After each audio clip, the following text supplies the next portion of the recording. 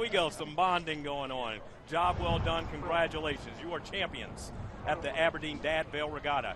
And now we're ready for the men's varsity pair. At the top of your screen, Grand Valley, lane 6, Virginia, lane 5, Colgate, lane 4, Trent, lane 3, Brock, lane 2. And Milwaukee, so stands for what, Ferdinand? The School of Engineering. School of Engineering. Can they engineer a victory today, Renee? Well, they're in just as good a position as anyone else out here today, Keith. You know, these competitors, especially in a small boat, it's a long race. You have an opportunity, as long as you don't let too much open water get between you and the other crews, you've got an opportunity to win. So especially in an undersubscribed event like the men's pair, you would expect these men have been practicing this boat. It's extremely technical, so they're looking strong. Colgate out to 40 strokes a minute, just trying to get out early over the competition and dictate how the race will be played.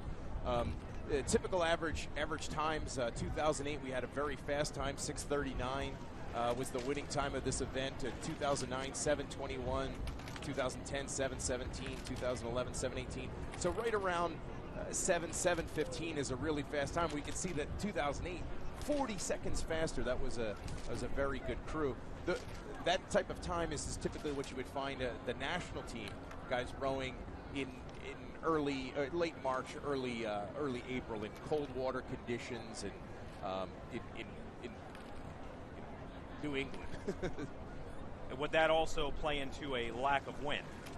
It could be also a tailwind or a fast current of the river. We are on a river that has moving current. Today, the river isn't moving that fast. It's 2,200 cubic feet per second. Ask me how I know that. Yeah, how do you know that? Well, there's actually a government website, USGS, United States Geological Survey, that actually has data that record for water flow of the river. And 2,200 cubic feet per second. That's not a very fast current. That's nice, fair conditions, as we would say, fair conditions. With 500 meters in the books, Virginia out in front, followed by Colgate, Trent, Brock, Milwaukee School of Engineering, and Grand Valley. Yes, it's funny you mentioned the cubic feet, because all Philadelphia rowers, anyone who's trained in Philadelphia, you can just go right onto the boathouseroad.org website, and they have a link right to the cubic feet. And when I was training here in Philadelphia, I always checked it in the morning, because if the river flow is very high, it's just going to be not such a great row. And in rowing, when we say you're not having a good row, that means that no matter what you do, no matter how you shift your technique, it just doesn't feel quite right. It just doesn't feel like you're clean.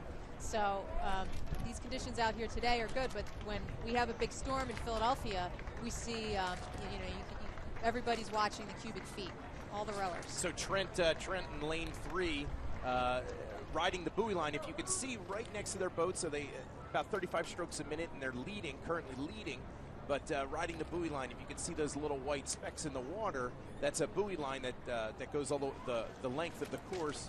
2,000 meters is essentially, it's a mile and a quarter.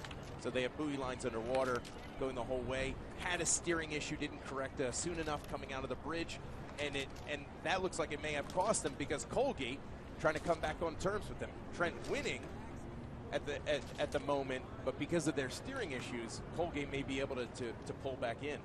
Colgate, 34 strokes a minute. Colgate is trying to make a push. Colgate is trying to shine bright, and we do not mean the toothpaste, Renee. No, it is a dead heat between these two crews here, and you can see them battling the wind.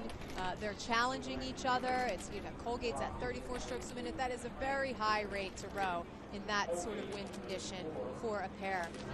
You can see them working it. You can see them lifting their shoulders and dropping them as they come into the end part of the stroke. They are working very hard to fight off challenge from that other crew. Yeah, and it looks to be a good race shaping up here, coming into the 1,000-meter mark. Again, blowing around, so it's kind of difficult.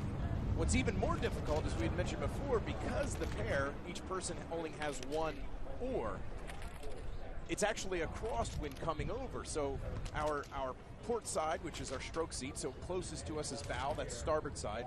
Furthest away from us is stroke seat, that's port. Well, the wind is blowing from our left to the right. So what's actually happening is it's actually forcing the boat down onto stroke seat side, making it very, very challenging. And it looks to be Brock here in lane 2 coming into lane 3, also having a steering issue. This is what we talked about before. Bowsy appears to be getting out. Where are they going? Well, he appears to be getting overpowered. Well, he appears to be getting overpowered by his partner there. And like we said before, maybe he tightened up, maybe he shortened up. The nerves got to him. But this is actually technically okay as long as there's no infringement, as the boats don't make contact. We're okay. But if we look, Colgate coming over into lane 3, from lane 4 into lane 3, and then of course Brock in lane 2 directly behind lane 3, so and trying to correct. So yes, we see Colgate actually as well moving into the wrong lane. As we talked about earlier, that the pair is a very difficult boat to row, especially as these athletes get fatigued. Trent seems to be moving back into the correct lane. It's a race here between Colgate and Trent, and they are going for it. Colgate coach actually is an Egyptian. His name is Khalid Sanad. He came here from Egypt. He has coached Olympic athletes.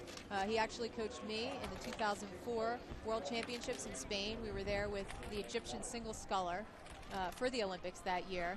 And I know that Khalid is coaching his men to row high, to row hard. This is going to be a fight to the finish here as they get protection by the island from the wind. And here's the Trent squad rowing in a Hudson boatwork shell. Hudson's made in London, Ontario. There's a couple American companies like Vespoli or Resolute that make rowing shells, and Hudson is the Canadian boat maker.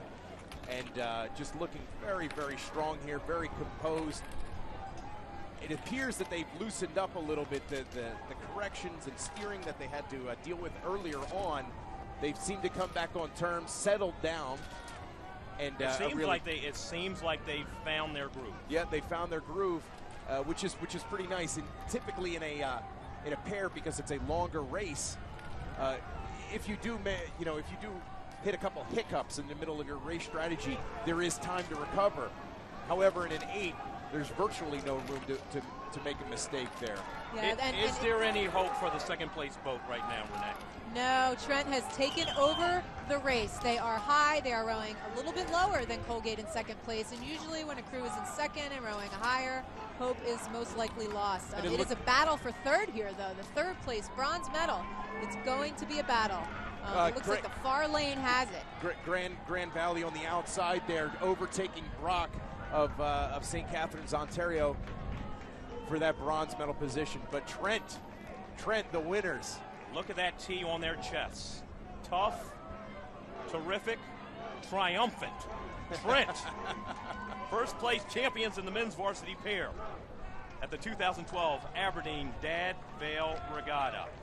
You can see he's sticking his feet out of the boat just to kind of cool down. That's a very, very fast way to cool down. The body temperature comes up.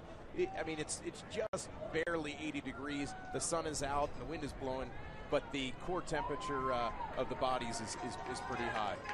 And right now, their core temperature is really high. UMass wins the women's varsity pair. Trent just took the men's varsity pair. Hang tight. Much more from the 2012 Aberdeen Dad Vail Regatta coming your way live streaming on ESPN3.